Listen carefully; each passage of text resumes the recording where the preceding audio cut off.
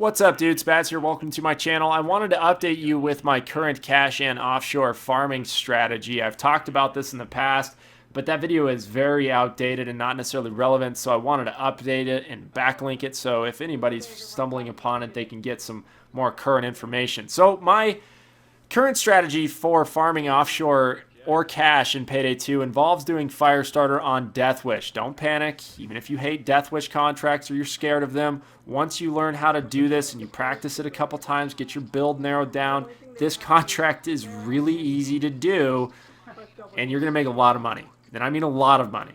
Upwards of $10 million offshore each contract if you do it correctly. A lot of spending cash as well. It's a win-win for everybody. So, when doing Firestarter Death Wish, you have to realize that the only difficult day, in all honesty, is day one. And it can be a pain in the ass. The Mendozas hit like a truck. Honestly, I don't know if they have MAC-10s or tactical nukes. And then the cops hit hard as well. Rather than try to fight the cops, rather than try to stealth it with the Mendozas, all you're going to do is try to delay the cops' response to the hangar. How are we going to do that? 3 people with ECM Feedback, 1 person with fully upgraded Sentry Guns. I would also advise 2 people in the lobby to have saws so that you are not going to be running back and forth between adjacent hangars with 1 person trying to saw every truck. If you're still struggling to do day 1 after watching this video, have somebody spec into Inspire so that he can shout revive some squad mates to get you back up. Or get the lobby back up.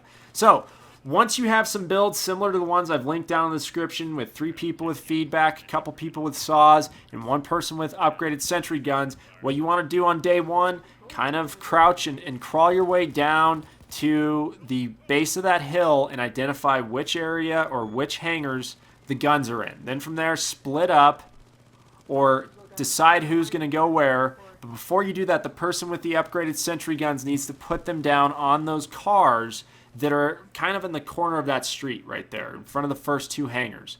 If the bags are in adjacent hangars, or there's one down the right and one on the left, the person with those Sentry Guns wants to set those guns facing both corridors. If the guns are on the same side of the map, put both Sentry Guns facing out away from those hangars. Have one facing the long opposite way from in front of the first hangar, and then have the other one facing the fence from the far hangar. Hope that makes sense. Then from there, just move carefully because you are not going to be wearing any armor when doing this, and the Mendozas hit like hell. But once you have those sentries down, those Sentry Guns should help you clear out the Mendozas in front of the hangars. Move slowly, do not go down. Move slowly, clear out the Mendozas, start sawing the trucks, and start moving the bags. All you're concerned about is how fast you can move bags on this map. Okay? Now, from there, you're going to start getting a police assault. Now, we're going to delay that assault by planning our ECM feedback. What you want to do is coordinate with your lobby who has the first set of feedback. Or if we're going to split the first set because you're going to have 2 entry points for cops, usually 2 fence points, who's going where, and once we start them, we need to tell each other, okay, I have 1 feedback down, or this is my last one, I'm out of feedback. You want to have 3 stages of feedback. The first stage, you usually put them up by the fence where they initially come in. As soon as they start climbing that fence, sprint up there, put down an ECM, flick on feedback, go back to running bags. Okay, that's the first stage of feedback. The second stage, the second person responsible for feedback, put them down by the cars where those Sentry Guns are at. By that time, you should have all the bags from the far hangars to the car closest to the first 2 hangars. That's going to buy you another minute. Then from there, you should have enough time to move those bags to the stairs. Then you put down your third and final feedback if you need them. A lot of times the cops will get stuck on those Sentry Guns that were kind of around your second stage of feedback. And you're done. Just move the bags.